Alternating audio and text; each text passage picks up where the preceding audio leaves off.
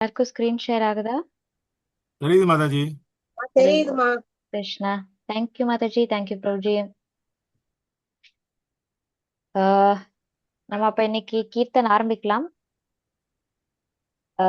S Renuka Mataji, கூட பாடுவீங்களா?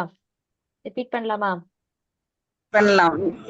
சின்னதா தெரியுது மாதாஜி, எப்போதும் பெருசா இருக்கும் எழுத்து, கொஞ்சம் சின்னதா தெரியுது. அப்படியா? பெருசா தான் இருக்கு. ஆஹ் ஃபுல் ஸ்கிரீன்ல தான் இருக்கு லேப்டாப்ல. ஆமா, லேப்டாப்ல விட்டேன். இதுக்கு மேல சரி சரி பெருசு இன்னும் பெருசு பண்றது. பண்ணா மொபைல் எக்ஸ்டெண்டா வெளியே போயிடும். சரிங்க, நான் பார்க்கிறேன். சரி மாதாஜி, சரி பிரபு. ஹரே கிருஷ்ணா. போனை வேணா திருப்பி வச்சு ட்ரை திருப்பி பண்ணுங்க வச்சுக்கோ. மாதாஜி. இப்படி தலையில வச்சுக்கோ மாதாஜி. நேரா வச்சு. சரி, ஹரே ஓகே. கிருஷ்ணா. ஸோ நம்ம நேத்தைக்கு பார்த்த 4வது ஸ்டான்ஸா இருக்க பார்த்துட்டு நம்ம அதுக்கப்புறம் இன்னைக்கு 5வது படிக்கலாம். ஏ நிவேதானதார தாரா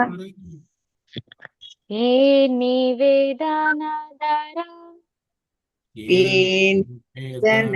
தாரா షకీరను గత కోరో சகீர அனுகத கோரோ ఏ నివేదనధర షకీరను గత కోరో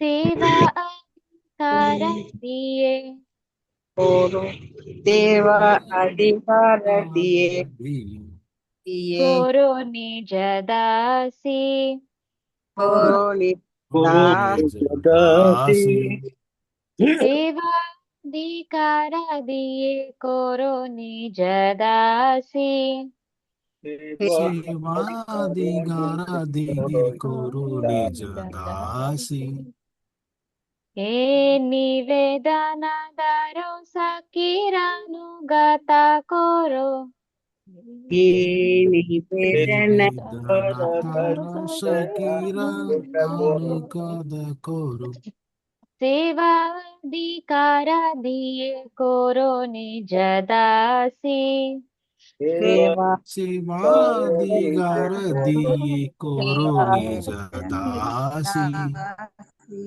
சரி போல். ஹரே கிருஷ்ணா. யாராவது ட்ரை பண்றீங்களா?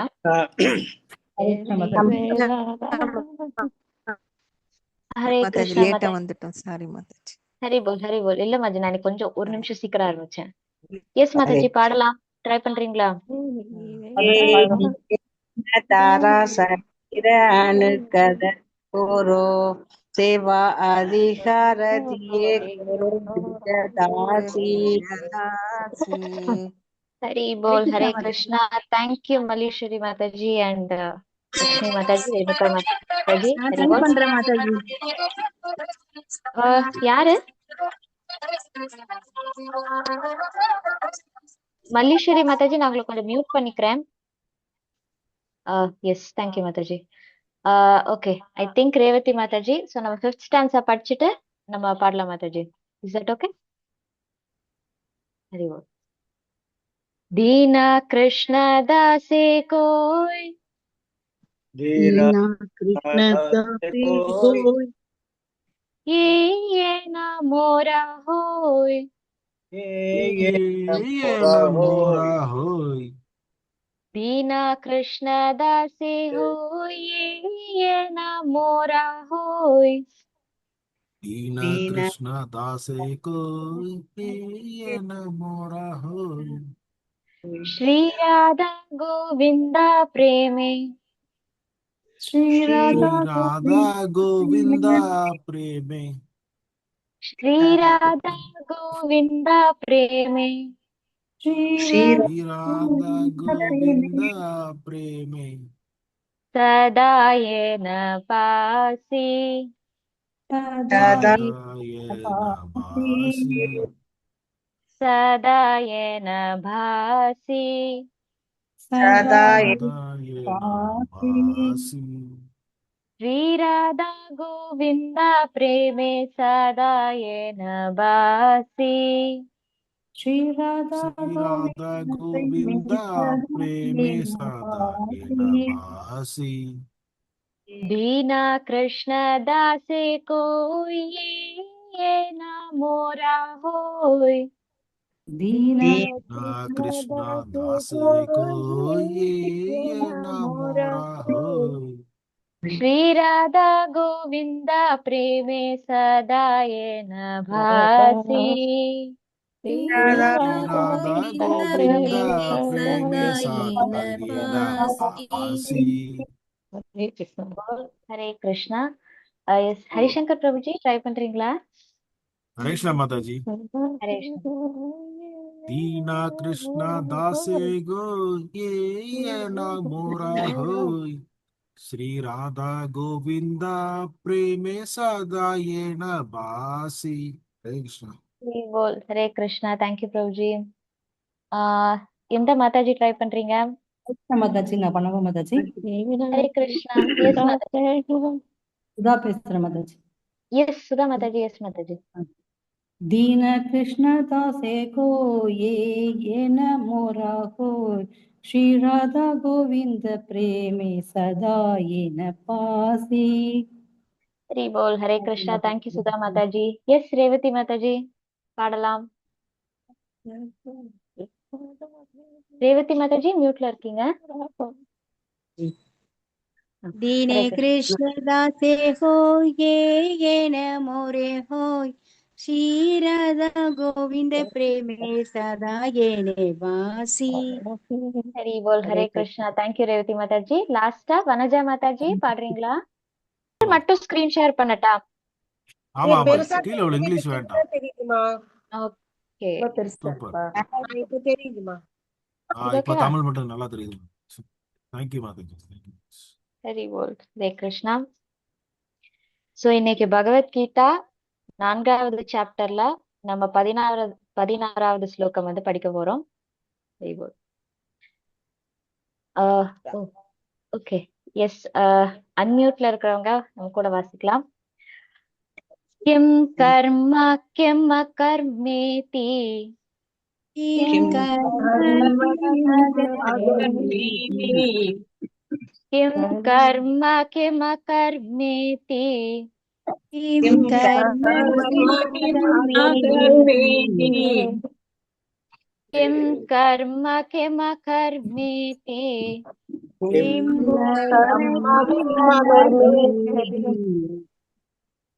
கவயோப்யத்ர மோஹிதாः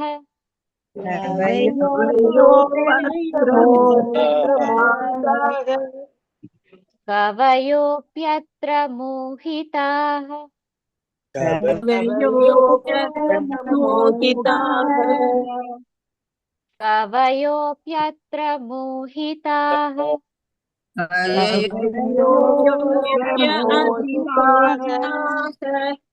தத்தே கர்ம பிரவக்ஷ்யாமி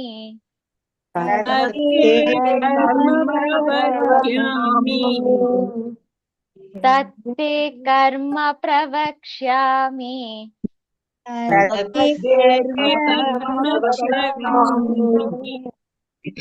தத்தே கர்ம பிரவக்ஷ்யாமி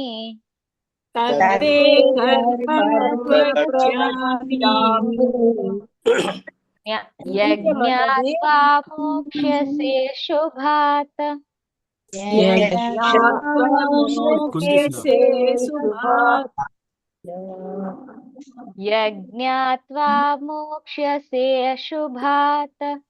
யஜ்ஞாத்வா மோக்ஷ்யசே சுபாத் யஜ்ஞாத்வா மோக்ஷ்யசே சுபாத்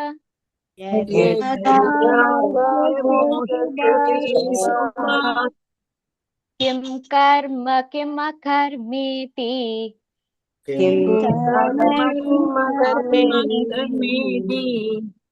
கவயோப்யத்ர மோஹிதாः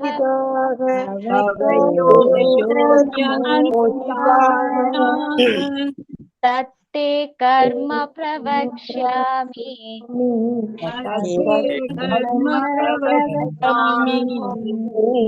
यज्ञात्वा मोक्ष्यसे शुभात्।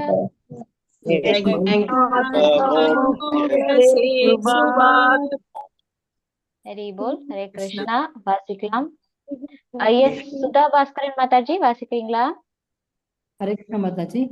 हरि बोल. किं कर्म किम् अकर्मेति कवयोऽप्यत्र मोहिताः तत्ते कर्म प्रवक्ष्यामि यज्ञात्वा मोक्ष्यसे शुभात्. थैंक यू हरि माताजी. बोल. हरे कृष्ण. हरे कृष्णा. கிருஷ்ணா. ஹரே கிருஷ்ணா பிரபு. ஹரே கிருஷ்ணா. ஸோ இன்னைக்கு பகவத்கீதை வகுப்புக்கு வந்திருக்க எல்லாத்துக்கும் நமஸ்காரம். ஹரே கிருஷ்ணா பிரபு. நமஸ்காரம். ஹரே கிருஷ்ணா. ஹரே கிருஷ்ணா. ஸோ நம்ம இன்னைக்கு மங்களாச்சரம் சொல்லிட்டு இப்படி கிளாஸுக்கு போகலாம். ஓம் ஞானதிமிராந்தஸ்ய ஞானஜ்ஞசலாகயா சக்ஷுரன்மிலிதம் யேன தஸ்மை ஸ்ரீ குருவே நமः. நமோ விஷ்ணுபாதாய கிருஷ்ணபிரஸ்தாய பூதலே ஸ்ரீமதி பக்தி வேதாந்த சுவாமி நாமினே. நமஸ்தே சரஸ்வதி தேவே கௌரவாணி பிரச்சாரிணே निर्विशेष शून्यवादी भाषा सुधारिणी. जय श्री कृष्ण चैतन्य प्रभु नित्यानंद श्री अद्वैत गदाधर शिवाचार्य गौरभक्त वृंद. हरे कृष्णा कृष्ण कृष्ण हरे हरे हरे राम राम राम हरे हरे. ஹரே கிருஷ்ணா. இன்னைக்கு பகவத்கீதை உண்மை உருவில் அத்தியாயம் 4 உன்னத அறிவு பதம் 16. ஸோ ஸ்லோகங்களும் நல்லா எல்லாம் படிச்சீங்க. டிரான்ஸ்லேஷன் யாராச்சும் படிக்கிறீங்களா மாதாஜி? யாராச்சும் பிரபு படிக்கிறீங்களா? படிங்க. யாராவது படிங்க. அறிவுடையோரும் சரி. அறிவுடையோரும் எது கர்மம் செயல் எது அகர்மம் செயலின்மை என்பதில் குழம்புகின்றனர். கர்மா என்பது என்ன என்பதை நான் இப்பொழுது உனக்கு விளக்குகிறேன். இதை அறிவதால் எல்லா துரதிருஷ்டத்திலிருந்தும் நீ விடுதலை பெறுவாய். ஹரே கிருஷ்ணா பிரபு. ஹரே கிருஷ்ணா. ஸோ நம்ம இந்த அத்தியாயத்துல நம்ம என்ன பார்த்துக்கிட்டு இருக்கோம் அப்படின்னா, பகவானை பற்றிய 2 விதமான உன்னத அறிவு. அந்த அத்தியாயம் பேர் என்னது? உன்னத அறிவு இல்லையா? ஸோ எந்த உன்னத அறிவு அப்படின்னா, 2 விதமான உன்னத அறிவை பத்தி நம்ம இந்த சாப்டர்ல பார்க்க போறோம். ஒண்ணு வந்து பகவானை பற்றிய ஒரு உன்னத அறிவு. இன்னும் அடுத்தது வந்து அந்த பகவானை பற்றிய உன்னத அறிவை வந்து பெற்ற பெற்ற மனிதன் வந்து எவ்வாறு செயல்படுகிறான் அப்படின்றத பற்றிய உன்னத அறிவு. சரிங்களா? 2 விதமான உன்னத அறிவு. என்ன பிரபு? ஸோ இந்த 2 உன்னத அறிவை பத்தி தான் பகவான் இந்த சாப்டர்ல சொல்ல போறாரு. ஸோ இந்த ஸ்லோகத்துல என்ன சொல்றாரு அப்படின்னா, அந்த செயல்படும் விஞ்ஞானத்தை பத்தி அந்த உன்னத அறிவை பத்தி கொடுக்க போறாரு. சரிங்களா? இந்த ஸ்லோகத்துல இருந்து மாறுது. புரியுங்களா? ஸோ இதுக்கு முன்னாடி வரைக்கும் பகவானை பற்றிய உன்னத அறிவை பத்தி சொல்லிக்கிட்டு இருந்தாங்க. இப்ப அது எப்படி செயல்படுறது அப்படின்றத பத்திய உன்னத அறிவை பத்தி பகவான் சொல்ல போறாரு. சரிங்களா? ஸோ இதுல வந்து பகவான் சொல்றாரு, என்ன சொல்றாரு அப்படின்னா, எது கர்மா எது அகர்மா என்றதுல வந்து அறிவுடையவர் கூட என்ன பண்றாங்க, குழம்புறாங்க அப்படின்னு சொல்லி சொல்றாரு. சரிங்களா? ஸோ அறிவுடையவர்னா நார்மலா நம்ம அந்த ஆன்மீகத்துல பாத்தீங்கன்னா கர்மிகள், ஞானிகள், யோகிகள், பக்தர்கள்லாம் 4 பேர் இருப்பாங்க. சரிங்களா? ஸோ இதுல இந்த ஞானிகள் வந்து அவங்கதான் வந்து என்னது கொஞ்சம் உயர்ந்த நல்ல அறிவு உடையவங்க. ஏன்னா அவங்கதான் என்ன பண்றாங்க அப்படின்னா, இந்த சாஸ்திரங்கள் எல்லாம் விசாரணை பண்ணி படிச்சு அதன் மூலமா தங்களுடைய ஆன்மீகத்தை வளர்த்துக்கிறாங்க. புரியுங்களா? ஸோ அதன் மூலமா அவங்க என்ன பண்றாங்க, ஆன்மீகத்தை வளர்த்துக்கிட்டு தன்னுணர்வை வளர்க்கறதுக்கு முயற்சி பண்றாங்க. புரியுங்களா? ஸோ அதனால அவங்க என்ன பண்றாங்க, படிச்சு அவங்க ஒரு மனக்கற்பனையிலே அவங்க இப்படிதான் இருப்பாங்க, பகவான் இப்படிதான் இருப்பாங்க, இப்படிதான் இருப்பாரு, அவர் இப்படிதான் இருப்பாருன்றத அவங்களே ஒரு மனக்கற்பனையில மனக்கற்பனை பண்றாங்க. புரியுங்களா? ஸோ அந்த மாதிரி உள்ளவங்க தான் யார், இந்த அறிவுடையோர், இந்த ஞானிகள்லாம். புரியுங்களா? ஸோ அவங்க என்ன நினைக்கிறாங்க அப்படின்னா, அவங்களும் அதை படிச்சு இந்த ஆன்மீகத்துல தன்னுறவு பெற்று என்ன பண்றாங்க, நான் வந்து இந்த சரீரம் கிடையாது, நான் வந்து ஆத்மா அப்படின்றத வந்து அவங்களும் புரிஞ்சுக்கிறாங்க. புரியுங்களா? ஆனா என்ன ஒரு இது தவறு பண்றாங்க அப்படின்னா, அவங்க அதை புரிஞ்சுக்கிட்டதுக்கு அப்புறம் இந்த ஆத்மா வந்து என்ன ஆகுது, இந்த ஆத்மா வந்து ஒரு அருவமானது, அது வந்து அதே போல பகவானும் வந்து ஒரு அருவமானவர். அப்ப இந்த அருவமான ஆத்மா வந்து அந்த அருவமான பரபிரமத்தோட கலக்கிறது தான் வந்து என்னது ஞானத்தோட நிலை அப்படின்னு அவங்க வந்து தவறா நினைக்கிறாங்க. புரியுங்களா? அது மட்டும் இல்லாம அவங்க என்ன பண்றாங்க அப்படின்னா, இந்த அருவத்துல போய் கலக்கிறதுக்காக என்ன பண்றாங்க, செயல்களை செயல்படாம இருந்தாதான் என்ன பண்ண முடியும், நம்ம வந்து இந்த பௌதிக உலகத்துல இருந்து விடுபட முடியும். அப்பதான் பந்தப்படாம இருக்க முடியும் அப்படின்றதுக்காக என்ன செயல்படாத தன்மையில இருக்காங்க. புரியுங்களா? எதையும் எந்த வேலையும் செய்யாம என்ன பண்ணுவாங்க, அமைதியா காட்டுல போயோ எங்கேயோ இருப்பாங்க. புரியுங்களா? சோ அந்த மாதிரி தனியா செயலாற்றா இருக்கிறது வந்து ஞானத்தோட நிலை அப்படின்னு அவங்க நினைக்கிறாங்க, தவறா நினைக்கிறாங்க. புரியுங்களா? சோ அந்த மாதிரி செயலாட்டாம நம்மளால இருக்க முடியாது. புரியுங்களா? ஏன் அப்படின்னா இந்த ஆத்மா வந்து எப்போ இயங்கிக்கிட்டே இருக்கக்கூடிய ஒரு விஷயம். புரியுங்களா? சோ செயல்பட்டு கொண்டே இருக்கக்கூடிய ஒரு விஷயம். சோ அந்த மாதிரி ஒரு வஸ்து. சோ அப்ப அந்த மாதிரி வஸ்து வந்து நீங்க வந்து நிறுத்தி வச்சீங்கன்னா என்ன ஆகும், அது நிக்காது. புரியுங்களா? சோ அதுக்காக என்ன பண்றாங்க, அவங்க பயங்கர பிரயத்தனம் எல்லாம் பண்றாங்க இந்த ஞானிகள். புரியுங்களா? சோ அவங்க அந்த புலன்களை கட்டுப்படுத்துறதுக்கு பிரயத்தனம் பண்றாங்க, மனசை கட்டுப்படுத்துறதுக்கு பிரயத்தனம் பண்றாங்க. சோ இந்த மாதிரி செயல்படாம இருக்கிறதுக்கு வந்து பிரயத்தனம் பண்றாங்க. ஏன்னா இதெல்லாம் மீறின விஷயம் தான் வந்து என்னது, இந்த ஆத்மாவோட நிலை. புரியுங்களா? செயல்பட்டுக்கிட்டே இருக்கிறதா வந்து ஆத்மாவோட நிலை. ஆனா அதை வந்து செயற்கையா வந்து கட்டுப்படுத்த முயற்சிக்கும் போது அவங்க என்ன பண்றாங்க, திரும்ப திரும்பவும் இந்த சரீரம்ன்ற தளத்துக்கு வந்து அந்த நம்மளுடைய அந்த புலன்களோட உந்துதல்னால திரும்ப திரும்ப என்ன பண்றாங்க, அந்த மனித சரீரம்ன்ற தளத்துக்கு வந்துருவாங்க. புரியுங்களா? சோ இதுதான் வந்து அவங்களோட ஒரு நிலை. அவங்க ஒரு பல வருட பயிற்சிக்கு அப்புறமும் பல விதமான பிரயத்தனங்களுக்கு அப்புறமும் அவங்களோட ஆன்மீகம் வந்து உணர்ந்துக்கிறாங்க. ஆனா அவங்களோட ஆன்மீகம் வந்து முழுமை அடையுதா அப்படின்னா முழுமை அடைகிறது இல்லை. ஏன்னா அவங்க வந்து அந்த அருவம் அப்படின்றதுல போயிடுறாங்க. புரியுங்களா? அப்ப என்ன ஆகுது அப்படின்னா அவங்களுக்கு வந்து அந்த பக்தின்ற கதவு வந்து அப்படியே மூடப்பட்டுறது. அதுக்கப்புறம் அவங்களால அந்த பக்கம் வரவே முடியாது, பக்தி பக்கம் வரவே முடியாது. புரியுங்களா? சோ என்ன பண்றது, இருந்தாலும் என்ன பண்ணணும், அவங்க செயலாற்றி தான் செயல் செஞ்சுக்கு தான் ஆகணும். புரியுங்களா?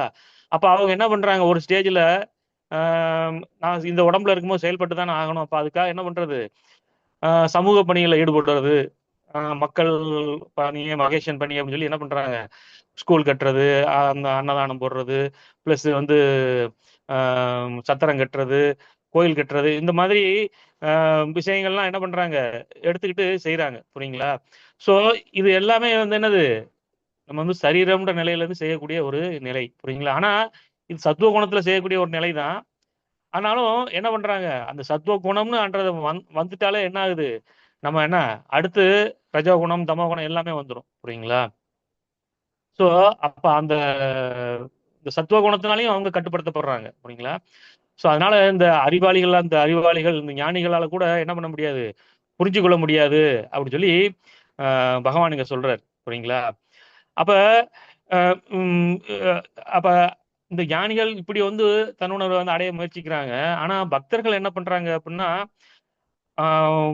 தன்னுடைய புலன்கள், சரீரம் எல்லாத்தையும் என்ன பண்றாங்க, பகவானுடைய சேவையில ஈடுபடுத்துறது மூலமா என்ன பண்றாங்க, அந்த ஆன்மீக தன்னுணர்வை பெறுவதற்கு முயற்சிக்கிறாங்க. புரியுங்களா? சோ அந்த மாதிரி பகவானுடைய சேவையில ஈடுபடும் போது அவருடைய எல்லா புலங்கள், மனம் எல்லாமே என்ன என்ன பண்ணப்படுது, கட்டுப்படுத்தப்படுது. புரியுங்களா? சோ அந்த மாதிரி பகவானுடைய சேவையில ஈடுபடுத்துறதுனால அவங்க வந்து செய்யக்கூடிய செயல்கள் வந்து என்னது, மனக்கற்பனையில செய்யக்கூடிய செயல்கள் கிடையாது. புரியுங்களா? பகவானை வந்து மனக்கற்பனையின் மூலமா நம்ம வந்து உணர்ந்து கொள்ள முடியாது. புரியுங்களா? சோ அதற்கு என்ன பண்ணணும் அப்படின்னா, அப்ப என்ன பண்றது, நம்ம வந்து தன்னிச்சையா நம்ம வந்து மனக்கற்பனை மூலமா எதையும் செய்ய முடியாது. புரியுங்களா? அப்ப அதுக்கு என்ன வழி அப்படின்னா, அப்ப அதுக்கு ஒரு ஆன்மீக குரு தேர்ந்த ஒரு அவர் மூலமா என்ன பண்ணணும், அந்த அவருடைய கட்டளையின் கீழே பயிற்சி செய்யும் போது நமக்கு என்ன பண்ண முடியும், நம்ம வந்து இந்த புலங்களை வந்து சரியான வழியில பயன்படுத்த முடியும். இல்ல எதுக்கு சில பேர் கேட்கலாம், நான் வந்து புலங்களை எல்லாம் பகவானுடைய சேவை ஈடுபடுத்துன்னு சொல்றீங்க, இது எனக்கு தெரிஞ்சு போச்சு, நான் அப்ப ஏன் ஒரு குருன்ற ஒருத்தரை வந்து நான் எடுத்துக்கிடணும், குருன்ற ஒருத்தர் எனக்கு தேவையில்லை அப்படின்னு சொல்லி ஒருத்தர் கேட்கலாம். புரியுங்களா? சோ அப்ப அவரோட வழிகாட்டல எனக்கு தேவையில்லை அப்படின்னு சொல்லி சொல்லலாம். புரியுங்களா? அப்ப என்ன ஒரு இது நடக்கும் அப்படின்னா, நம்ம வந்து புலங்களை வந்து சரியாதான் பயன்படுத்துறோமா, சரியான வழியில செயல்படுத்துறோமா அப்படின்றது சரியா தவறான்றது வந்து நமக்கு தெரியாது. புரியுங்களா? ஏன்னா இது வந்து ஒன்னாவது விஷயம். அப்ப வந்து நமக்கு ஒரு வழிகாட்டுறதுக்கு, தவற சுட்டி காட்டுறதுக்கு ஒருத்தர் வேணும். புரியுங்களா? அப்ப வந்து அதுக்கு ஒருத்தர் ஆன்மீக குருன்னு ஒருத்தர் வேணும். இன்னொன்னு விஷயம் என்னன்னா, சில சமயங்கள் என்ன பண்ணுவோம், நம்ம வந்து புலன்களை வந்து பகவானுடைய சேவையில ஈடுபடுத்துறோம்ன்ற அந்த நினைப்புல என்ன பண்ணுவோம், புலனுணர்ச்சியிலையும் ஈடுபட்டுவோம். புரியுங்களா? நம்மளாம் மேக்சிமம் நிறைய வந்து அந்த மாதிரி தான் நிறைய பகவான சேவையில் ஈடுபடுறோம்னு நினைச்சுக்கிட்டு நம்மளுடைய புலனுணர்ச்சியிலையும் நம்ம ஈடுபட்டுக்கிட்டு இருப்போம். புரியுங்களா? ஸோ அப்போ அந்த மாதிரியும் என்ன பண்ண முடியும், நம்ம வந்து டைவர்ட் ஆகி போயிடுவோம். புரியுங்களா? ஸோ அதுக்காக தான் என்ன பண்றாங்க, இங்க வந்து பகவான் வந்து சாரி இங்க ஒரு ஆன்மீக குருன்றவர் அங்க வந்து அவசியமாகிறார். புரியுங்களா? ஸோ ஆன்மீக குருவோட இல்லாம அவரோட இது இல்லாம நம்மளால சரியான வழியை வந்து பின்பற்ற முடியாது. புரியுங்களா? ஸோ அதுக்கு தான் இங்க பகவான் என்ன பண்றாரு, அதுக்கான வழியும் சொல்லி கொடுக்குறாரு. என்ன வழி சொல்லி கொடுக்குறாரு, இதுக்கு முன்னாடி என்ன சொன்னார் இல்லையா, 4.2 இல்லையா, ஏவம் பரம்பரா பிராப்தம் இமம் ராஜேஷ் விதுகு அப்படின்னு சொல்லி சொன்னார் இல்லையா. ஸோ ஸோ அந்த மாதிரி ஒரு ஆன்மீக சீட பரம்பரையில வரக்கூடிய ஒரு ஆன்மீக குருவை ஏற்றுக்கொள்ளணும் அப்படின்னு சொல்லி, அதுதான் வந்து ரொம்ப ரொம்ப முக்கியம்னு சொல்லி இங்க பகவான் வந்து சொல்றாரு. புரியுங்களா? சாஸ்திரங்கள்லயும் பல இடங்கள்ல சொல்லப்பட்டிருக்கு என்னது, ஆன்மீக குரு வந்து முக்கியம்ன்றது. புரியுங்களா? ஸோ திருவள்ளுவர் கூட சொல்றாரு இல்லையா, குரு அருள் இல்லைன்னா திருவருள் கிடையாது. புரியுங்களா நமக்கு? புரியுங்களா? ஸோ அப்ப அதனால ஆன்மீக குருன்றவர் வந்து ரொம்ப ரொம்ப முக்கியமான ஒரு அம்சம். புரியுங்களா? குரு தத்துவம்ன்றது என்னது, ஒரு பகவான்ல இருந்து வரக்கூடிய ஒரு தத்துவம் தான் குரு தத்துவம். ஸோ அந்த தத்துவம் வந்து ரொம்ப விரிவானது. ஸோ அதை பத்தியான விஷயங்களை நம்ம வந்து இனி வருஷா வரக்கூடிய ஸ்லோகங்களை நம்ம பார்க்க போறோம். புரியுங்களா? ஸோ அப்ப இந்த ஆன்மீகத்துல வந்து நம்ம சரியாதான் செய்யறோமா அப்படின்றத எது மூலமா, எந்த பிரமாணங்கள் மூலமா நம்ம உறுதி செய்யலாம் அப்படின்னா 3 விதமான பிரமாணங்கள் இருக்கு. புரியுங்களா? அந்த இது மூலமா நம்ம வந்து என்ன பண்ணலாம், உறுதி பண்ணலாம். என்ன அப்படின்னா, ஒண்ணு வந்து ஃபர்ஸ்ட் வந்து குரு, அப்புறம் வந்து சாது, அப்புறம் வந்து சாஸ்திரம். புரியுங்களா? ஸோ இந்த 3 விஷயங்களும் எப்ப வந்து ஒன்னா சேருதோ அப்ப வந்து நம்ம வந்து என்ன பண்ண முடியும், சரியான வழியில போறோம்ன்றத நம்ம வந்து உறுதி செய்ய முடியும். புரியுங்களா? ஸோ அப்ப அப்ப அந்த மாதிரி ஒரு குருவை ஏத்துக்கிடணும். புரியுங்களா? அப்ப அந்த குரு எப்படிப்பட்டவரா இருக்கணும், ஆன்மீக குரு வந்து ஒரு சிறந்த பக்தரா இருக்கணும். அது மட்டும் இல்ல, குரு சீட பரம்பரையில வரக்கூடிய ஒரு பகவானால் நியமிக்கப்பட்ட சம்பிரதாயத்திலிருந்து வரக்கூடிய குரு சீட பரம்பரையிலிருந்து வரக்கூடிய ஒரு போனோஃபைடு குரு தான் வந்து என்னது, சரியான குருவா இருக்கணும். அதை தேர்ந்தெடுக்கிறது தான் வந்து நம்மளுடைய சரியான முறை. புரியுங்களா? அது இல்லாம நம்ம தவறா தேர்ந்தெடுத்துட்டோம்னா நம்மளுடைய வாழ்க்கையும் இன்னும் வேஸ்ட் ஆயிடும். புரியுங்களா? ஏன்னா இந்த கலியுகத்துல வந்து பல பேர் என்ன பண்றாங்க, இந்த ஆன்மீகம்ன்ற பேர்ல என்ன வியாபாரம் பண்றாங்க. புரியுங்களா? அந்த வியாபாரத்தை எப்படி பண்றாங்க அப்படின்னா, நிறைய சீடர்களை வச்சுக்கிட்டு சீடர்களோட ஆன்மீக முன்னேற்றத்துக்கு எந்த பொறுப்பும் ஏற்காம அவங்கள வச்சு அவங்கள பயன்படுத்தி இவங்க வந்து வியாபார நோக்கத்துல செய்யக்கூடிய ஒரு விஷயமா போயிருச்சு இப்ப இந்த கலியுகத்துல. புரியுங்களா? நிறைய போலி ஆன்மீக குருக்கள்லாம் வந்துடுறாங்க. புரியுங்களா? ஸோ அதை வந்து நம்ம சரியா தேர்ந்தெடுக்கணும். அதுதான் வந்து அங்க நம்ம ஒரு முக்கியமான விஷயம். புரியுங்களா? ஸோ தவற தேர்ந்தெடுத்துட்டோம்னா நம்ம என்ன போற பாதையும் என்னது ராங்கா போயிடும். புரியுங்களா?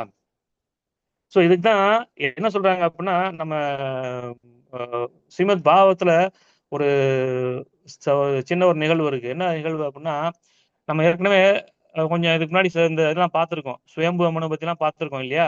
இப்போ சுயம்பு மனுவுக்கு வந்து 2 மகன்கள் இருக்காங்க. புரியுங்களா? ஒருத்தர் வந்து உத்தனபாதர், இன்னொருத்தர் வந்து பிரியவர்தன் பேரு. ஸோ இந்த பிரியவர்தன் வந்து அண்ணன், உத்தனபாதர் வந்து தம்பி. புரியுங்களா? ஸோ இவங்க இப்ப இந்த பிரியவர்தன் என்ன பண்றாரு அப்படின்னா, நாரதர்கிட்ட போய் சரணடைஞ்சு என்ன பண்றாரு, நாரதர் வந்து அவருக்கு பக்தி தொண்டெல்லாம் சொல்லி கொடுத்து அவர் என்ன பண்றாரு, ஒரு நைஷ்டிக பிரம்மச்சாரியா வளர்த்துறாரு. புரியுங்களா? ஸோ அப்ப அப்ப அப்ப அந்த பிரியவர்தன் என்ன பண்றாரு, அவருக்கு இந்த ராஜ்ய பரிபாலனத்தின மேலாம் எந்த விதமான இதுவும் கிடையாது, எந்த விதமான பிரியமோ எதுவுமே கிடையாது. அவர் என்ன பண்றாரு, நாரதர் சொன்னதை பின்பற்றி என்ன பண்ண ஒரு நைஷ்டிக பிரம்மச்சாரியா இருந்துகிட்டு இருக்காரு. புரியுங்களா? ஸோ அப்ப மனுவும் சுயம்பு மனு என்ன பண்றாரு, சாஸ்திரங்களையும் அது சொல்லப்பட்டிருக்கனால என்ன பண்றாரு, இப்போ உத்தனபாதரை வந்து என்ன தம்பியாயி உத்தனபாதரை வந்து ஆட்சி பொறுப்பை ஏற்க சொல்றாரு. ஸோ அவரும் ராஜ்ய பரிபாலனம் பண்றாங்க. புரியுங்களா? ஸோ பிரியவர்தன் நாரதருடைய வழியில நைஷ்டிக பிரம்மச்சரியா பயிற்சி பண்ணிட்டு இருக்காரு. புரியுங்களா? ஸோ அப்ப ஒரு ஸ்டேஜ்ல என்ன ஆகுது அப்படின்னா, இந்த உத்தனபாதருடைய சந்ததிகள்லாம் யாருமே இல்லாம போயிடுறாங்க. புரியுங்களா? காலப்போக்கில் அப்ப வந்து அரசாட்சி செய்யறதுக்கு வந்து யாருமே இல்லை. அப்ப என்ன பண்றாங்க அப்படின்னா சுயம்பு மனு போய் என்ன பண்றாரு, பிரியவதன் போய் சொல்றாரு, நீங்க வந்து ராஜ்ய பரிபாலனத்தை ஏத்துக்கணும் அப்படின்னு சொல்லி சொல்றாரு. அப்ப பிரியவர்தன் சொல்றாரு, ஏன்னா அப்பாவோட சொல்ல வந்து தட்ட முடியாது இல்லையா. சோ அப்ப இருந்தாலும் என்ன சொல்றாரு அப்படின்னா, பிரியவர்தன் நான் வந்து ஏற்கனவே நைஷ்டிக பிரம்மச்சரியா இருக்கும், திரும்ப வந்து என்னைய வந்து இந்த பௌதிக பந்தத்துல வந்து ஈடுபடுத்தாதீங்க, இந்த சம்சார இதுல வந்து என்னை தள்ளாதீங்க, எனக்கு நான் வந்து இதையே பண்ணிட்டு போறேன் அப்படின்னு சொல்லி சொல்றாரு. அப்ப அப்பாவுடைய பேச்சை வந்து தட்டாம இருக்க முடியல. அதே போல நாரதருடைய இதையும் வந்து தட்டாம இருக்க முடியல.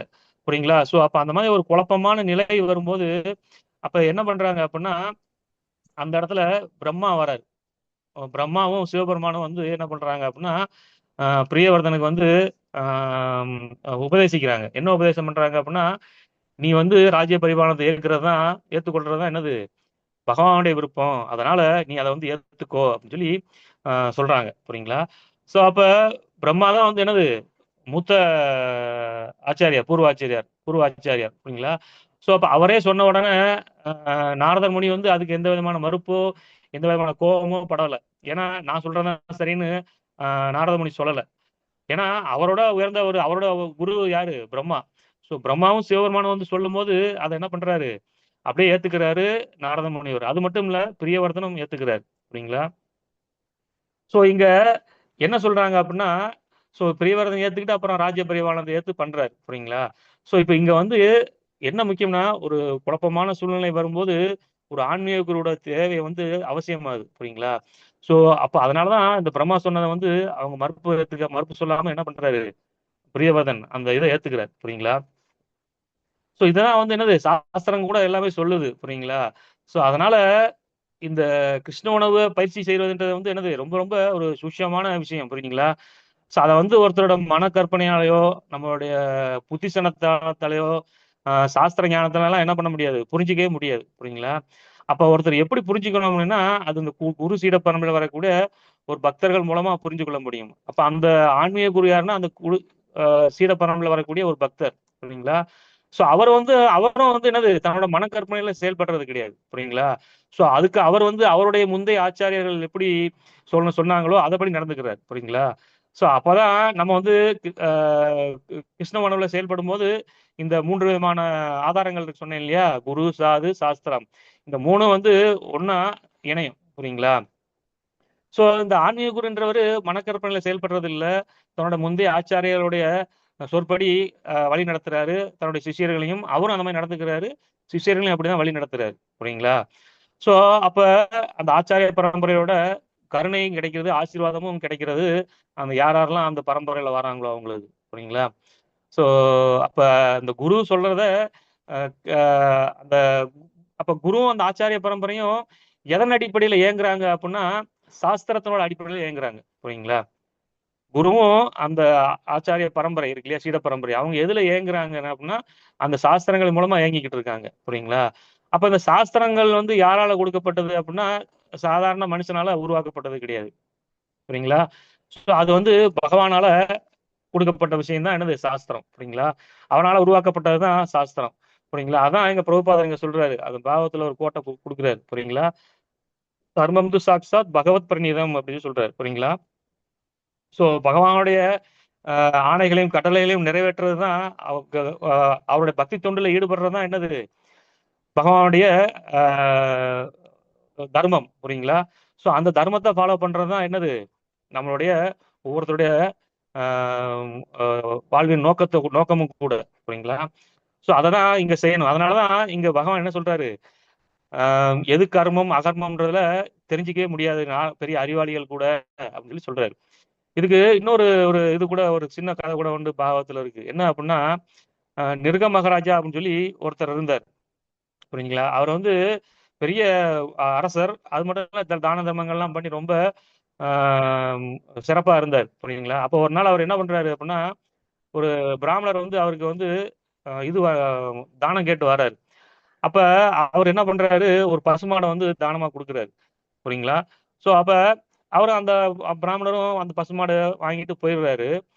போய் வீட்டுல வச்சிருக்காரு. அப்ப மேய்ச்சலுக்கு அனுப்புறாரு அந்த பசுமாடை. புரியுங்களா? அப்ப அது இந்த கால்நடைகளுக்கெல்லாம் ஒரு இது என்ன அப்படின்னா, காலையில போவோம், மேய்ச்சலுக்கு போவோம். ஆனா என்ன ஆகும், சாயங்காலம்னா அதுவே ஆட்டோமேட்டிக்கா வீட்டுக்கு வந்துடும். புரியுங்களா? ஸோ அது மாதிரி இந்த பசு என்ன ஆச்சு அப்படின்னா, மேய்ச்சல்லாம் முடிச்சுட்டு அதுக்கு அதோட பழக்கம் என்னதுன்னா, அந்த அரண்மனையில இருந்த கோசாலையில இருந்து பழக்கம். ஸோ அதனால அது நேரம் என்ன பண்ணுச்சு, இவர் வீட்டுக்கு பிராமணர் வீட்டுக்கு வராம கோசம் அரசரோட கோசாலைக்கு போயிருச்சு. புரியுங்களா? ஸோ அங்க போய் இருந்துருச்சு. இது அரசருங்க தெரியாது. புரியுங்களா? அப்ப இந்த பிராமணர் என்ன பண்றாரு, மாடை காணும் மாடை காணும்னு தேடிட்டு வர்றாரு. புரியுங்களா? அப்ப மாடை காணும், நைட்டு ஃபுல்லா வரல, காணவும் இல்லை. மறுநாள் என்ன பண்றாரு, அரசரை பார்க்கறதுக்காக போறாரு. அப்ப பார்த்தா இன்னொரு பிராமணர் வந்து அரசர்கிட்ட போய் பேசுறாரு. அவரும் என்ன பண்றாரு, தானமா ஒரு பசுமாடை கொடுக்குறாரு அரசர், அந்த நிருக மகாராஜா. என்ன பண்றாரு அப்படின்னா, அந்த நேத்து அந்த கோசாலைக்கு வந்து இவருக்கு கொடுத்த முதல் பிராமணர் கொடுத்த அதே பசுமாடு தான் அதே கொடுத்துறாரு அந்த ரெண்டாவது பிராமணருக்கும். புரியுதுங்களா? ஸோ அந்த ரெண்டாவது பிராமணர் வந்து அந்த பசுமாடை எடுத்துட்டு வராரு, கூட்டிட்டு வராரு. அப்ப இவர் இந்த முதல் பிராமணர் என்ன பண்றாரு, மன்னனை பார்க்கறதுக்காக போறாரு. அப்ப இந்த பசுமாடை பார்த்தோன்னே இது என்னோட பசுமாடை அப்படின்னு சொல்லி என்ன பண்றாரு, அவர்கிட்ட வந்து சொல்றாரு, இது என்னோட பசுமாடு, நீங்க எப்படி எடுத்துட்டு வரீங்க அப்படின்னு சொல்லி கேட்கிறாரு. அப்ப இல்ல இது எனக்கு இப்ப மன்னன் வந்து தானமா கொடுத்தது, அதனால வந்து அதை எடுத்துட்டு போறேன் அப்படின்னு சொல்லி இதுல ரெண்டு பேத்துக்கும் அந்த கொஞ்சம் வாக்குவாதம் வந்துருது. அப்ப ரெண்டு பேரும் போய் மன்னன்ட்ட போய் கேட்டலாம்னு சொல்லி என்ன பண்றாங்க, மன்னன்ட்ட போய் கேட்கறாங்க. அந்த நிருக மகாராஜிட்ட போய் சொல்றாங்க, இந்த மாதிரி இவர் என்னோட பசுமாடை எடுத்துட்டு போறாரு அப்படின்னு சொல்லி கேட்கிறாரு. அப்ப ஆமா, நான் தான் இவருக்கு தானமா கொடுத்தேன் அப்படின்னு. அப்ப எனக்கு கொடுத்த பசுமாடை எங்க அப்படின்னு கேட்கிறாரு. அதுதான் வந்து இது அப்படின்னு சொல்லி முதல்வர் சொல்றாரு. அப்ப வந்து மன்னருக்கு வந்து புரிஞ்சு போச்சு. சரி, நீங்க ரெண்டு பேரும் சண்டை போட வேணாம், நான் வந்து உங்க ரெண்டு பேத்துக்கும் 10 பசுமாடு தாரேன், ரெண்டு பேரும் அதை வச்சுட்டு சந்தோஷமா இருங்க அப்படின்னு சொல்லி சொல்றாரு. அப்ப ரெண்டு பேரும் வந்து என்ன பண்றாங்க, கோபம் வந்துருது அவங்களுக்கு. நாங்க வந்து எதுக்காக வந்தோம், உன்கிட்ட பிச்சை எடுக்கிறதுக்காக வரல, நான் வந்து தானம் பெறுவதற்காக வந்தோம் அப்படின்னு சொல்லி என்ன பண்றாங்க, கோபத்துல என்ன பண்றாங்க, அந்த அரசரை வந்து சவிச்சிடுறாங்க. என்னவா சவிச்சிடுறாங்க, ஒரு பெரிய பள்ளிய ஓனான் இருக்கு இல்லையா, அந்த ஓனான் மாதிரி ஆகுறதுக்கு சபிச்சிடுறாங்க. புரியுங்களா? ஸோ இங்க என்ன புரிஞ்சுக்கணும் அப்படின்னா, அவருக்கு மன்னர் செஞ்சது தப்பு இருக்கா, மன்னர் செஞ்சது எதுவும் தப்பும் கிடையாது. புரியுங்களா? அவர் என்ன பண்றாரு, தானம் பண்றாரு, நல்ல விஷயங்கள் பண்றாரு, புண்ணிய காரியங்கள் பண்றாரு. புரியுங்களா? ஆனாலும் அவருக்கு என்ன வந்து சேர்ந்துச்சு, சாபம் வந்து சேர்ந்துச்சு. புரியுங்களா? ஸோ அப்ப அந்த சாபம் என்ன ஆச்சு அப்படின்னா, கடைசியில் அவங்களே என்ன பண்றாங்க, நீங்க வந்து சாபம் பட்டுட்டே அதை பண்ண முடியாது, திரும்ப எடுக்க முடியாது. அப்ப நீங்க என்ன பண்ணுவீங்க, இந்த துவாபரயுகத்துல கிருஷ்ண பரமாத்மாவே வந்து உங்களை வந்து மோட்சம் கொடுப்பாருன்னு சொல்லி அவங்க ஆசீர்வதிச்சுட்டு போயிடுறாங்க அந்த பிராமணர் ரெண்டு பேரும். புரியுங்களா? ஸோ அப்ப அந்த பள்ளியா இருக்கிறவர் என்ன பண்றாரு, ஒரு பெரிய பால் அடைஞ்ச கிணத்துல வந்து பல வருஷங்களா இருக்காரு அந்த இதுக்குள்ள. அப்ப இந்த துவாரகால கிருஷ்ணர் வந்து ஆட்சி புரியும் போது அவங்களுடைய பேர குழந்தைகள்லாம் இருக்கு இல்லையா, அப்ப பேர குழந்தைகள்லாம் விளையாடும் போது என்ன பண்ணுது, அந்த பந்து வந்து அந்த கிணத்துக்குள்ள விழுந்துருது. ஸோ அப்ப அந்த கிணத்துக்குள்ள விழுந்த பந்தை எடுக்கிறதுக்காக குழந்தைங்கள்லாம் போகுது. குழந்தைங்க போகும்போது அந்த பெரிய பள்ளியை பார்த்த உடனே பயங்கரமான உருவத்துல இருக்கு, அதை பார்த்த உடனே பயந்துருதுங்க.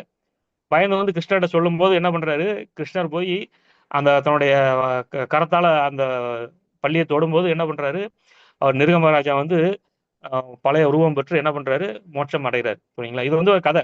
இதுல வந்து நம்ம என்ன தெரிஞ்சுக்கணும் அப்படின்னா, கர்மானா என்ன அப்படின்றத நம்ம புரிஞ்சுக்கணும். புரியுங்களா? அவர் செஞ்சது நல்ல காரியம்தான், ஆனாலும் என்னது, அவருக்கு வந்து கிடைச்சது என்ன, சாபம். புரியுங்களா?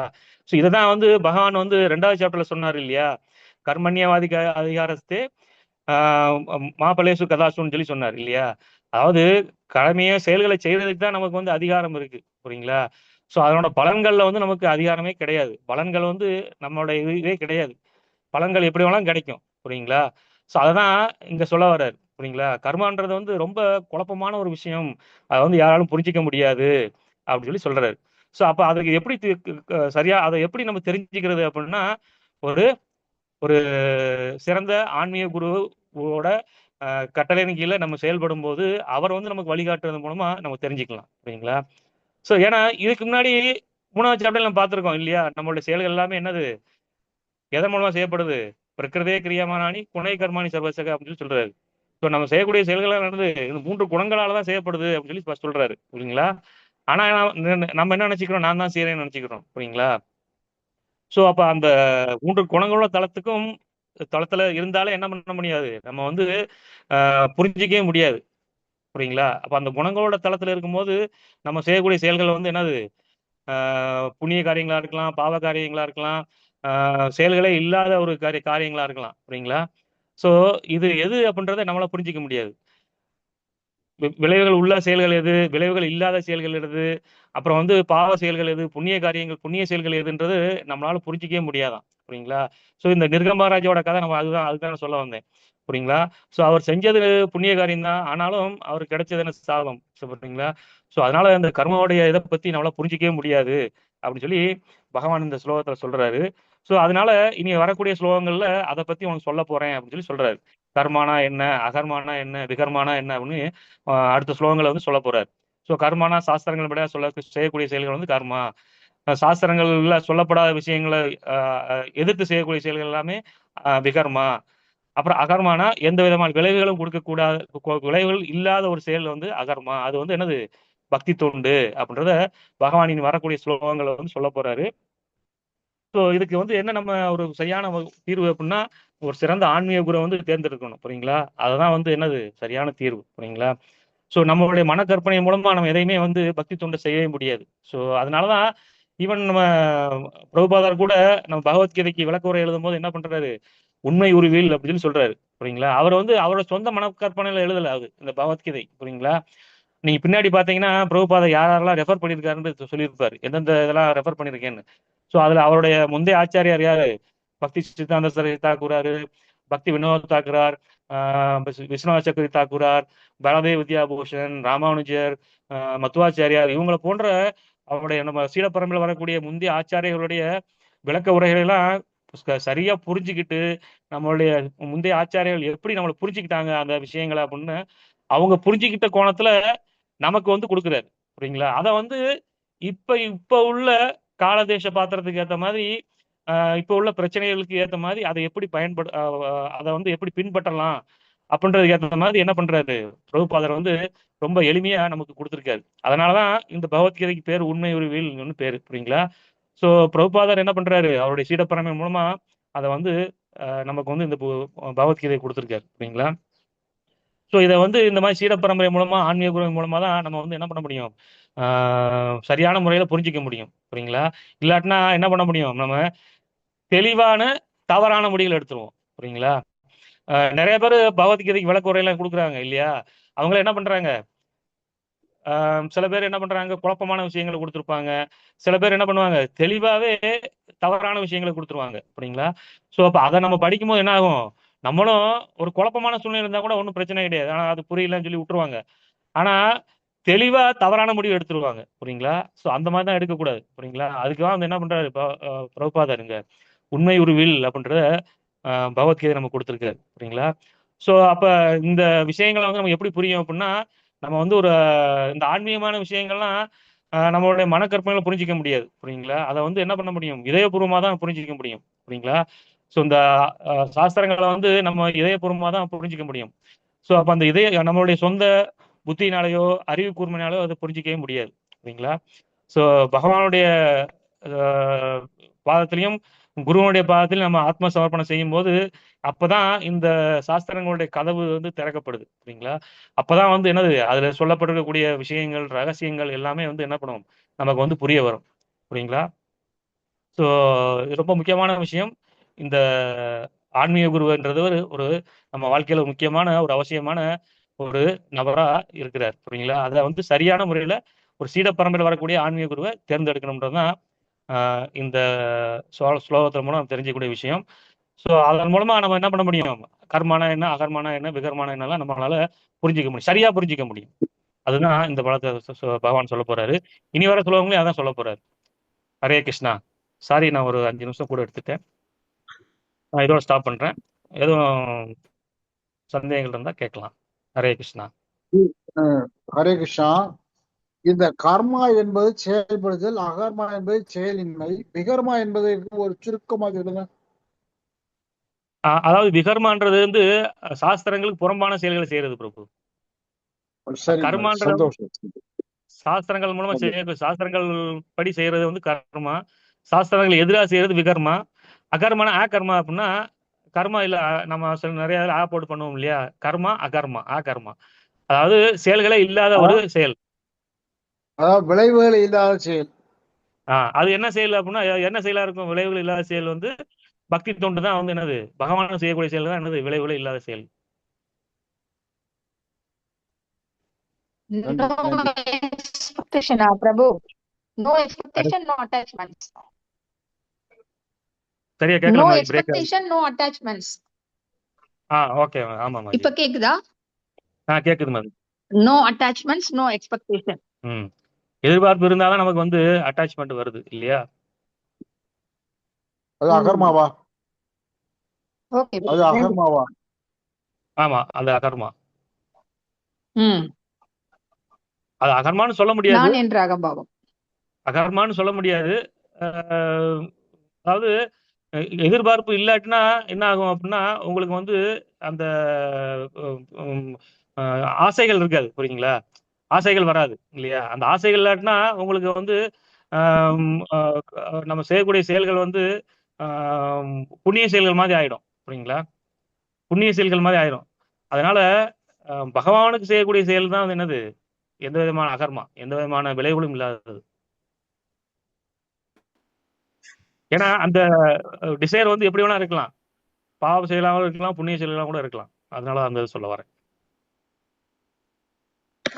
ஹரே கிருஷ்ணா ஹரே கிருஷ்ணா. அருமையான நன்றி, அருமையான விளக்கம். ஹரே கிருஷ்ணா மாதாஜி. ஹரே கிருஷ்ணா மாதாஜி. ஹரே கிருஷ்ணா. ஹரே கிருஷ்ணா. நல்லா இருந்தது கிளாஸ் இன்னைக்கு. அது கர்மத்தால என்னென்ன பலன்கள் வருது அப்படின்றத தெளிவாக சொல்றீங்க. சிலரோட நம்ம வந்து கம்பேர் பண்ணும்போது வந்து நம்ம வந்து கொஞ்சம் நம்ம வந்து நல்லா பேசிட்டோன்ற மாதிரி நினைச்சுக்கிறோம். ஆனா அதுவும் கிடையாது. இப்போ டெய்லியுமே ஒருத்தருக்கும் கிளாஸ் எடுத்துட்டு இருக்கும்போது ஒவ்வொருத்தருக்கும் ஒரு திறமையா நீங்க வந்து பண்ணிட்டு இருக்கீங்க. அது வந்து காலையில தூங்கி எழுந்த உடனே நிறைய பேருக்கு வந்து எப்படா பகவத்கீதை கிளாஸ் வரும்னு எழுந்து வேண்டி உட்காந்துட்டு இருக்காங்க, பார்த்தேன் நான். எல்லாருடைய எதிர்பார்ப்பும் அதான், எக்ஸ்பெக்டேஷன்ன்றது அதான். நம்ம வந்து பலன் எதிர்பார்க்கணும். இதுல வந்து பாத்தீங்கன்னாக்கா எல்லாரும் நல்லா இருக்கணும்ன்ற ஒரு நல்ல எண்ணத்துல பண்றது வந்து கண்டிப்பா நல்லா தான் இருக்கணும்ன்றது. இந்த ராமாயணத்துல கூட ஒண்ணு சொல்லியிருக்காங்க, அது சொல்லலாமா? இப்போ சீதா வந்து அசோகவனத்துல வந்து சிறை பிடிச்சிருப்பாங்க இல்லையா? ஆமா. அப்போ வந்து ஆஞ்சநேயர் தான் முதல்ல போய் தேடி கண்டுபிடிச்சிட்டு வருவாரு, இங்க இருக்காங்கன்னு சொல்லிட்டு. வந்துட்டு திரும்ப ரெண்டாவது தடவை வந்து ராவணனை வந்து ராமர் வந்து வதை செய்துட்டு இப்போ வரப்போறாரு காப்பாற்றி கூட்டு போயிருப்பாங்க. அப்பயும் வந்து சீதாதேவி வந்து ரொம்ப சந்தோஷப்படுவாங்க. சந்தோஷப்பட்ட உடனே அந்த ஆஞ்சநேயர் கேட்கிறாரு, உங்களெல்லாம் இந்த அசோகவனத்துல தீவிரப்படுத்த இந்த ராட்சசிகள்லாம் நான் வந்து தீயிட்டு கொளுத்திடவா அப்படின்னு சொல்லி கேட்கும்போது அந்த சீதாதேவி அதெல்லாம் பண்ணக்கூடாது. ஏன்னாக்கா நான் வந்து ஒரு காட்டுல இருக்கும்போது வந்து அந்த பொன்மானா வந்து அந்த மானோடைய ஆசைப்பட்டு தான் நான் வந்து ராமரை போய் பிடிச்சிட்டு வர சொல்லியிருந்தேன். அந்த ராமர் போன உடனே திரும்பவும் உன்னை வந்து லட்சுமணானியா இங்க நிக்கிற, போயிட்டு அண்ணன் அண்ணனார் பார்த்துட்டு வான்னு சொல்லிட்டு உன்னையும் கர்ம வினையால நான் வந்து அதிகமா கோபப்படுத்தி பேசிட்டேன். அந்த கர்ம வினையால் தான் நான் வந்து இப்போ வந்து சிறையில் அடைபட்டு இருக்கேன். அதனால நமக்கு கோபம் ஏன் வருதுன்னா நம்மளுடைய ஏற்கனவே இருக்கக்கூடிய கர்ம வினைகள் தான் வந்து கோபமா வந்து நமக்கு வந்து பின்னாடி அது துன்பத்தை ஏற்படுத்துது. அதனால திரும்ப திரும்ப அந்த வினைகள் நம்ம செய்யக்கூடாது அப்படின்னு சொன்னாங்க. அது ஆக்சுவலா சீதாதேவி வந்து ரொம்ப கடுமையான வார்த்தையில சொல்லிடுவாங்க லட்சுமணனை. சோ அண்ணன் இல்லாட்டினா என்னை அடைய பாக்குறியான்ற அளவுக்கு லட்சுமணன் சொல்லிடுவாங்க. லட்சுமணன் வந்து ஒரு சீதாதேவி என்னது ஏறெடுத்து கூட பார்த்தது அவருக்கு பாதம் மட்டும்தான் தெரியும், சீதாதேவியோட பாதம் மட்டும்தான் தெரியும். ஸோ அப்பேற்பட்ட எண்ணெயை போய் இந்த மாதிரி சொல்லிட்டீங்களேன்னு சொல்லி என்ன பண்றாரு, அந்த மீறி போறாரு, புரியுங்களா? ஸோ ஏன்னா சீதாதேவி அந்த கடுமையான அப்படியே இதயத்துல வந்து வெந்த புண்ணுல அப்படியே வேலை பாய்ச்சி அந்த மாதிரி ஒரு சொல்லிட்டாங்களாம். ஸோ அந்த கர்மா தான் நான் அனுபவிக்கிறேன்னு சொல்லி சொல்றாங்க. ஸோ கர்மாவோட தியரி வந்து யாருமே புரிஞ்சிக்க முடியாது பிரபு. இதனால நடந்தது அதனால நடந்தது நம்ம சொல்லவே முடியாது, புரியுங்களா? அதுதான் இங்க சொல்றாரு. பெரிய பெரிய ஞானிகள் அறிவுரையும் கூட என்ன பண்ணுவாங்க, குழம்பிடுவாங்க அப்படின்னு சொல்லி சொல்றாரு. அந்த மாதிரி பூரி ஜெகநாதர் கோயிலையும் ஒரு மகரிஷி இருந்திருக்காங்க. அவருக்கும் வந்து உடல்நிலை சரியில்லாதப்போ 15 நாள் வந்து பூரி ஜெகநாதரே அவர் வீட்டுல போயிட்டு இருந்து அவருக்கு பணிவிடை செய்துட்டு திருப்பி நல்லான உடனே அந்த மகரிஷி வந்து பூரி ஜெகநாதர் வழிபடும் போது அந்த பூரி ஜெகநாதர்கிட்ட வேண்டி இருக்காரு, நீங்க நினைச்சிருந்தா என்ன ஒரே நாள்லயே என்னை வந்து இந்த பிறப்பின்றி ஆக்கியிருக்கலாமே, ஏன் இந்த மாதிரி கூட இருந்து வந்து எங்களுக்கு பணிவிடை செய்து திரும்பவும் என்னை வந்து திருப்பி உயிர் பிரிச்சிருக்கீங்கன்னு கேட்கும்போது அவர் சொன்னார் பூரி ஜெகநாதர், உன்னுடைய கர்ம வினைகள் அது வந்து நீ செய்துதான் ஆகணும், அதனுடைய பலனை வந்து யாரா என்னென்ன கர்மம் செய்யறாங்களோ அதனுடைய பலன் கண்டிப்பா இருக்கும். நான் வந்து உன்னை வந்து உடனே அந்த இதுல இருந்து நீக்கிட்டேனாக்கா அந்த கர்ம வினையும் மறுபிறப்பு எடுத்து மறுபடியும் செய்ய வேண்டியது வரும் உனக்கு. அதனால நான் வந்து கூட இருந்து நான் செய்துட்டேன். அதுவும் இல்லாம பாத்தீங்கன்னா உன்னுடைய கர்ம வினைகளை 15 நாள் வந்து எனக்கு நான் எடுத்துக்கிட்டேன். அதனால பூரி ஜெகநாதர் கோயில் வந்து வருஷத்துல 15 நாள் வந்து மூடியா வச்சிருப்பாங்களாம். அவருடைய அந்த உடல்நிலை சரியில்லைன்றத வந்து இவர் எடுத்துக்கிட்டு அந்த 15 நாள் வந்து அவருக்கு வந்து ட்ரீட்மெண்ட் பண்ற மாதிரி ஒரு இருக்குன்னு சொல்லி படிச்சேன் நானு. ஓகே. அது ஆக்சுவலா நம்மளோட ஆச்சாரிய ஒருத்தர் தான் ஒரு ரகுநாதாச கோஷ் மாதிரி நினைக்கிறேன், அவருடைய இதுதான் நினைக்கிறேன் அது. கிருஷ்ணா பிரபு. கிருஷ்ணா பிரபு சொல்லுங்க. தேங்க்ஸ் பிரபு, ரொம்ப கிளாஸ்க்கு ரொம்ப நன்றி பிரபு. யாருக்காவது ஏதாவது கொஸ்டின்ஸ் இருந்தா கேட்கலாம், இல்லைன்னா ரீகேப் போயிடலாம். பிரபு ஒரு கொஸ்டின் பிரபு. ஆலயம் கட்டுதல், சத்திரம் சாவடி கட்டுதல் அதெல்லாம் பகவான் சேவை தானே? பகவானுக்கு சேவை தானே அது? இல்ல, பகவான் சேவை இல்ல, அது நீங்க புண்ணிய செயல்கள். அதுதான் வந்து நமக்கு என்னன்னு தெரியாது. நம்ம வந்து புண்ணிய செயல்கள் எது பாவ செயல்கள் நமக்கு தெரியாது. நம்ம எல்லாம் புண்ணிய செயல்கள் வந்து வரவேற்கிறோம். நமக்கு வந்து ஒரு வீடு கிடைச்சது, ஒரு பெரிய ஒரு கார் வாங்கிட்டோம், இதெல்லாம் என்னது பகவான் எனக்கு அனுக்கிரகம் பண்ணியிருக்காரு அப்படின்னு சொல்லி பகவான அதெல்லாம் வந்து ஒரு புண்ணிய செயல்களா வந்து நம்ம நினைக்கிறோம். புரியுங்களா? ஸோ நம்ம புண்ணிய செயல்கள்ன்ற போதே நம்ம என்ன ஆகுறோம், திரும்பவும் வந்து அந்த சரீர தளத்துக்குலாம் வந்துருவோம். புரியுங்களா? அதெல்லாம் நம்ம பந்தப்படுறோம், அந்த புண்ணிய செயல்களாக நம்ம பந்தப்படுறோம். புரியுங்களா? அதுதான் நான் சொல்ல வந்தேன். அதெல்லாம் சத்துவ குணத்தை செய்யக்கூடிய செயல்கள். அப்படி நம்ம நினைக்கும் போது அப்படி நம்ம நினைச்சோன்னு வைங்க, அப்புறம் ஆலயமே யாரும் கட்ட மாட்டாள, ரத்தன அப்படி கட்ட மாட்டாள மடிப்பாள. இல்ல, ஆலயம் கட்டுறது சொல்ல, ஆலயம் கட்டுறது வந்து அது புண்ணிய செயல்கள் கிடையாது, அது வந்து பகவானுடைய பக்தி தொண்டுல வந்துடும். புரியுங்களா? அது இல்லாம நீங்க சத்திரம் கட்டுறது, பள்ளியோடம் கட்டுறது, ஆஸ்பத்திரி கட்டுறது, அன்னதானம் போடுறது, இந்த மாதிரி இதெல்லாம் வந்து என்னது புண்ணிய செயல்கள் தான். அதெல்லாம் ஆக்சுவலா இந்த புண்ணிய செயல்கள்ல வந்து அன்னதானம் பண்றதால என்ன தீமை வருதுன்னு ஒரு இதுல சல்லியன் வந்து சொன்னதா சொல்லியிருக்காங்க குருஜி. இந்த பாண்டவர்களுடைய தர்மன், பீமன், அர்ஜுனன் 3 வந்து குந்திக்கு குழந்தைங்கள்ல நான் 3 பேரும். அடுத்து நகுலனும் சகாதேவனும் வந்து வேற மாதிரிக்கு வந்து குழந்தைகள் சொல்லியிருக்காங்க. ஆமா, அந்த மாதிரியோட அண்ணன் தான் சல்லியன் ஒருத்தர். ஆமா, அந்த சல்லியன் வந்து ரொம்ப திறமையான ஆளு, போர்ப்படையிலையும் எல்லா படையும் வந்து திறமையான ஆளு.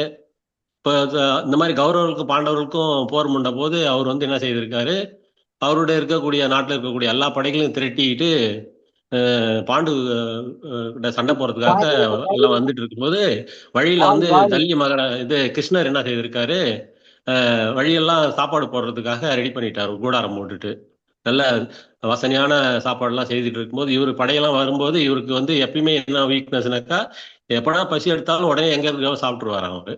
அதனால நிறுத்திட்டு எல்லா படைகளும் நிறுத்தி சாப்பிட்டு கொஞ்ச நேரம் ஓய்வு எடுக்கும்போது அவருக்கு வந்து மனசுல தோன்ட்டு இருக்கு, நம்ம இந்த அளவுக்கு சமைச்சு போட்டிருக்காங்களே, அவங்களுக்கு எதனா நல்லது செய்யணும் அப்படி சொல்லி நினைச்ச உடனே கிருஷ்ணர் வந்திருக்காரு. அந்த நேரம் பார்த்து கிருஷ்ணா இதெல்லாம் யார் செய்யுதுன்னு கேட்ட உடனே நான் தான் செய்யுது அப்படின்னு உடனே, இந்த மாதிரி நீ வந்து சண்டைக்கு போறியாம அதெல்லாம் எதுவுமே சொல்லல, எனக்கு வந்து நீங்க வந்து சண்டைக்கு வரக்கூடாதுன்னு.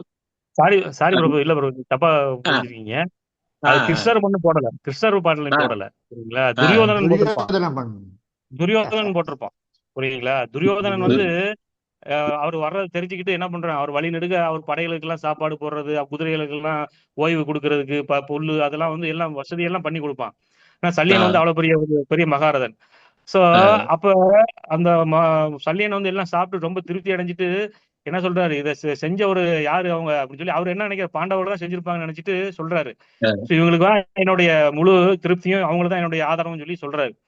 அப்ப யாருன்னு சொல்லி பார்க்கும்போது பார்த்தா அதை சொல்லி முடிச்ச உடனே என்ன பண்றான், துரியோதனன் வந்து நிக்கிறான், அந்த இதெல்லாம் செஞ்சது நான் தான் அப்படின்னு சொல்லி சொல்றான். சோ அப்ப பாண்டவர்கள் தரப்பு வந்து சேரக்கூடிய வந்துகிட்டு இருந்த சல்லியன் என்ன பண்றாரு, ஏற்கனவே இந்த வாக்குறுதி கொடுத்ததுனால என்ன பண்றாரு, அவர் வந்து திரும்ப போக முடியும். துரியோதன சைடு வந்து போக வேண்டியதாகி போயிடுச்சு. இங்கேயும் கர்மாவை பாருங்க, அவர் வந்து பாண்டவர்கள் சேர்த்து தேரணும்னு சொல்லி வராரு. ஆனா கர்மா எப்படி இருக்குன்னு பாருங்க. அவர் வந்து சாப்பிட்டுட்டு துரியோதனன் சைடுல போக வேண்டிய தர்மத்துக்கு எதிரான புறம்பா இருக்க சூழ்நிலை போய் இருக்க வேண்டிய சூழ்நிலை வருது அவருக்கு. ஆமா சரிங்களா? ஆமா இதுதான் கர்மான்றது. சோ இத கர்மாவை பத்தி நம்ம புரிஞ்சிக்கவே முடியாது. சரிங்களா? அது நீங்க சொல்றது கரெக்ட் தான். ஆனா கிருஷ்ணர் போடல அந்த சாப்பாடெல்லாம். சரிங்க சரிங்க எனக்கு அரைகுறையா தெரியும், அதுதான் உங்களுக்கு கேட்டேன். அந்த மாதிரி அன்னதானம் போடுறதுல வந்து பாத்தீங்கன்னா அந்த மாதிரி தான் இன்னொரு இடத்துல அந்த மாதிரி சல்லியன் கிட்ட கிருஷ்ணர் போயிட்டு கேட்கிறப்போ சல்லியன் வந்து நல்லா தேர் ஓட்டுவாராம். ஒரு சக்கரம் கீழே இறங்கி ஏத்தினாலும் உடனடியா ஸ்டெடியா போயிட்டு ஓட்டுவாரு. அந்த நேரத்துல கிருஷ்ணர் வந்து சரியான வேற யாரோ வச்சு சாப்பாடு போட்டுட்டு சல்லியன் கிட்ட ஒரு வரம் கேட்டிருக்காங்க. அந்த வில் வித்து அந்த தேர் ஓட்டுற வித்து எனக்கு சொல்லி கொடுங்க அப்படின்னு சொல்லிட்டு அந்த அந்த மாதிரி தான் பாரதம் போறப்போ அந்த அஸ்தனா இவரும் கிட்ட கர்ணன் கிட்ட வந்து பிரம்மாஸ்திரத்தை ஏவக்கூடியது நேரம் மாருக்கு நேரா ஏவ சொல்லும் போது இல்ல நான் வந்து திறமையான ஆள், நான் நேரம் கழுத்துக்கு நேராக தான் ஏவுன்னு சொல்லிட்டு அவர் ஏற்றும் போது அந்த சல்லியன் கொடுத்த அந்த வித்தையை தான் இவர் வந்து கிருஷ்ணர் வந்து அந்த நேரத்துல தேரை வந்து கீழே அழுத்தி அவருடைய இது காப்பாத்தினாருன்னு சொல்லிட்டு அதுவும் வந்து இந்த சாப்பாடுனால வந்த விளைவு தான். அதனால யாரு சாப்பாடு போட்டாலும் நீங்க போயிட்டு நேரா சாப்பிட்றாதீங்க, உங்களுக்கு தேவையானது எதனா வாங்கி கொடுத்துட்டு அப்புறம் சாப்பிடுங்க அப்படின்னு சொல்லிட்டு சொல்லியிருக்காங்க. ஓகே ஓகே நல்ல நியூஸ் தான். ஸோ இதுல என்ன நம்ம தெரிஞ்சுக்கணும்னா அன்னதானம் போறது எல்லாரும் சொல்லலாம் அன்னதானம் போறதை பத்தி ஏன் இப்படி சொல்றீங்கன்னு கேட்கலாம், நமக்கு ஒரு மாதிரியா தோணலாம். புரியுங்களா? ஆமா ஆனா அன்னதானம்ன்றது ஒரு புண்ணிய செயல்கள் தான். புரியுங்களா? ஸோ அந்த புண்ணிய செயல்கள் அனுபவிக்கிறதுக்கு நான் என்ன பண்ணணும், இன்னொரு பிறவி எடுத்து ஆகணும். புரியுங்களா? ஸோ அதனாலதான் எங்க பகவான் என்ன சொல்றாரு, நீ என்கிட்ட வரணும்ன்றது அவரோட விருப்பம். புரியுங்களா? ஸோ அப்ப நீ இந்த பௌதிக பந்தத்துல இருந்தா விடுபடணும்னா என்ன பண்ணணும், நீ செயல்கள் இல்லாத விளைவுகள் இல்லாத செயல்கள் செய்யணும் தான் பகவான் விரும்புறாரு. அகர்மா பத்தி தான் விரும்புறாரு. புரியுங்களா? சோ நம்ம என்ன பண்றோம், ரெண்டையும் புண்ணிய செயல்களை விரும்புறோம், ஆனா பாவ செயல்களை வெறுக்கிறோம். புரியுங்களா? சோ அப்ப நம்ம புண்ணிய செயல்கள் செஞ்சாலும் சரி, பாவ செயல்கள் செஞ்சாலும் சரி, ரெண்டையும் அனுபவிக்கிறதுக்கு நம்ம என்ன பண்ணணும், திரும்ப திரும்ப பிறக்க வேண்டியது இருக்கும். புரியுங்களா? அதான் நம்ம புரிஞ்சுக்கணுங்க. புரிஞ்சுதா பிரபு? அந்த மறுபிறவியே இருக்கக்கூடாதுன்றதுக்காக தான் வந்து அந்த கர்ம வினைகள் எல்லாம் தீர்ந்தாதான் மறுபிறவி வராதுன்னு சொல்லிட்டு சொல்றாங்க இல்லையா? ஆமா ஆமா பகவான்கிட்ட நம்ம எப்படி போக முடியும்னா, நமக்கு பாவம் இருக்கக்கூடாது, புண்ணியம் இருக்கக்கூடாது. புரியுங்களா? ரெண்டும் ஜீரோவா இருக்கணும். அப்பதான் நம்ம வந்து என்ன பண்ண முடியும், பகவான்கிட்ட போக முடியுமா? புரியுங்களா? சோ ஏன்னா ரெண்டும் இருந்துச்சுன்னா நம்ம என்ன பண்றாரு பகவான், அவரோட நம்மளோட ஆசையை நிறைவேற்றுறாரு. நீங்க என்னென்ன ஆசையெல்லாம் இருக்கோ நமக்கு புண்ணியம் பண்ணி அதெல்லாம் அந்த கர்மங்கள் மூலம் நம்ம வைக்கக்கூடிய பலன்கள்லாம் அனுபவிக்கணும்னா அதையும் நம்ம அனுபவிச்சுதான் ஆகணும். புரியுங்களா? அதை அனுபவிக்கிறதுக்கு இன்னொரு பிறவி எடுக்கணும், பகவான் கொடுக்குறாரு இன்னொரு பிறவி. புரியுங்களா? சோ அந்த புண்ணிய காரியங்கள் செஞ்சவங்க என்ன பண்றாங்க, நல்ல பெரிய செல்வந்தரா இருக்காங்க, பெரிய உயர்ந்த குளத்துல பிறக்கிறாங்க, அறிவுடையவரா இருக்காங்க, அழகா இருக்காங்க. அந்த மாதிரி சில ஐஸ்வர்யங்களை நிறைய கொடுக்குறாரு பகவான் நம்மளுடைய புண்ணிய காரியங்கள் ஏத்த மாதிரி. புரியுங்களா? இப்ப அம்பானி இருக்காரு அப்படின்னா எவ்வளவு பெரிய புண்ணிய காரியங்கள் செஞ்சிருக்காரு, அதனால அவர் பெரிய வேலையிலே என்ன பண்ண பெரிய பணக்காரரா இருக்காரு. புரியுங்களா? அவர் பெரிய புண்ணியம் செஞ்சிருப்பாரு. இல்ல ஒருத்தர் அப்படிதான் வந்து ஒரு பெரிய கிஃப்ட் கடைக்கு போயிருக்காரு. கிஃப்ட் கடைக்கு போயிட்டு அவங்க அம்மாவுக்கு பர்த்டே அன்னைக்கு இவருக்கு வர முடியாது, பெரிய பணக்காரர் ஒரு அம்பானி மாதிரி ஒருத்தர். அம்மாவுக்கு ஏதாவது கிஃப்ட் வாங்கணும்னு சொல்லிட்டு கிஃப்ட் கடையில் போயிட்டு ஒரு நல்ல $500 நல்ல பெருமையான ஒரு கிஃப்ட் வாங்கி நான் இவர் போக முடியாதுன்றதால பார்சல் பண்ணிடலாம்னு சொல்லிட்டு நினைச்சாராம். அது பார்சல் பண்ணிட்டு போனாக்கா லேட் ஆகிடும், 2 நாள் ஆகிடும், அவங்க பர்த்டே அதுக்குள்ளார கிராஸ் ஆகிடும் சொல்லிட்டு தெரியாத ஒரு அம்பாசிடர் கார் வாடகைக்கு எடுத்து அந்த எடுத்து போய் கொடுத்துட்டு வர சொல்லி சொன்னாங்களாம்.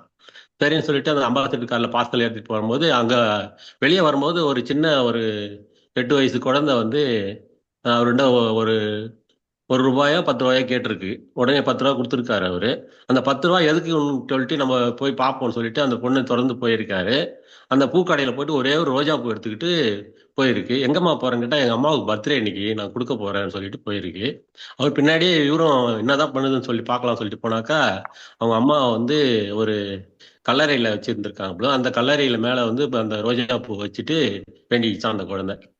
அப்பதான் அந்த குழந்தைய கூட கேட்டிருக்காங்க, ஏமா இந்த மாதிரி பண்றேன், நான் நேரடியாக எங்க அம்மா கிட்ட போய் தான் நான் வந்து அதை சொல்லணும்னு சொல்லிட்டு தான் நான் வந்தேன் நானு அப்படி சொல்லலாம். அப்பதான் இவருக்கு தோணிச்சா நம்ம வந்து நேரடியாக எவ்வளவு வேலைகள் எப்படி இருந்தாலும் அம்மாவுக்கு வந்து நம்ம நேரடியா போயிட்டு சொல்லணும்னு சொல்லிட்டு அவரும் வந்து அந்த டாக்ஸியை நிறுத்திட்டு அவரே கூப்பிட்டு போயிட்டு எடுத்துட்டு போயிட்டு அந்த பிரைஸை கொடுத்ததா சொன்னாரு. இந்த மாதிரி நம்ம கிருஷ்ணர்கிட்டையும் நம்ம வந்து தூதுவர்கள் இருக்காங்க, இருந்தாலும் நம்மளும் நேரா போயிட்டு பண்ணணும்னு சொல்லியிருந்தாங்க.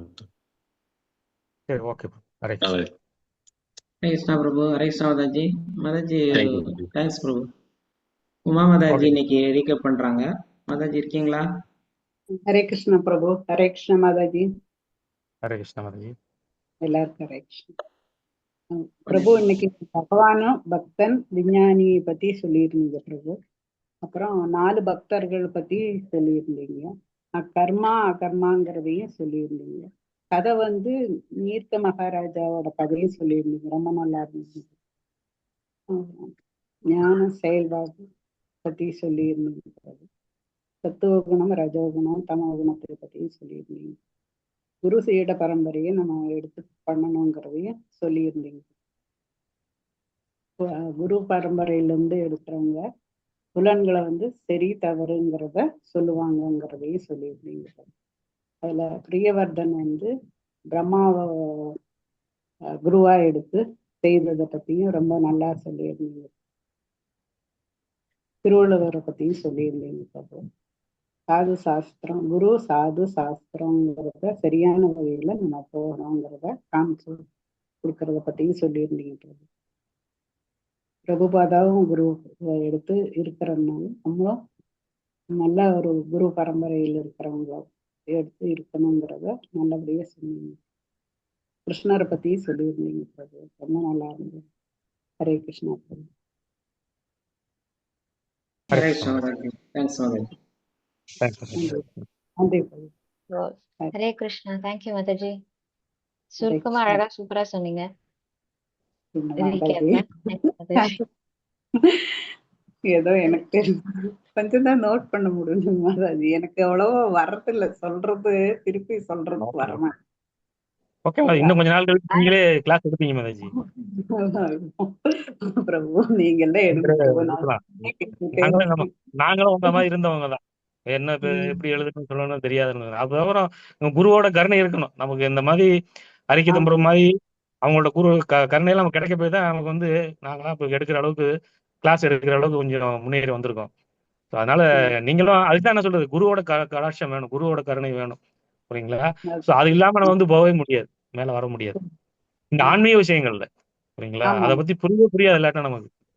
ஆமா ஆமா ஹரே கிருஷ்ணா. நல்லாவே தெளிவா எல்லாம் புரியுதுங்க பிரபு. எனக்கு அது ரிப்பீட் பண்ணது தெரியலைங்க பிரபு. புரிஞ்சா போதும் மாதாஜி. ஹரே கிருஷ்ணா. ரொம்ப நன்றிங்க பிரபு. ஹரே கிருஷ்ணா. ஹரே கிருஷ்ணா. தேங்க்யூ மாதாஜி. தேங்க்யூ பிரபுஜி. வேற யாருக்கும் எந்த ஒரு டவுட்டோ இல்ல கொஸ்டின்ஸ் இல்லைன்னா இன்னைக்கு கொஞ்சம் ஒரு சில அனௌன்ஸ்மெண்ட்ஸ் இருக்கு. இன்னைக்கு வந்துட்டு நம்ம ஐஸ்வர்யா மாதாஜியோட பையன் ஆதிசேஷனோட பர்த்டே. அண்ட் ஹரே கிருஷ்ணா. பாஞ்சாபத்ருப்யச்ச கிருபா சிந்துப்ய வச்ச பதிதானாம் பாவனேப்யோ வைஷ்ணவேப்யோ நமோ நமः. அனந்த கோடி வைஷ்ணவருந்த की जय, शिला प्रभुपाद की जय, कुल गुरु महाराज की जय, गौर प्रेमानंदे. हरि हरि बोल. Hare Krishna. Thank you Prabhu ji.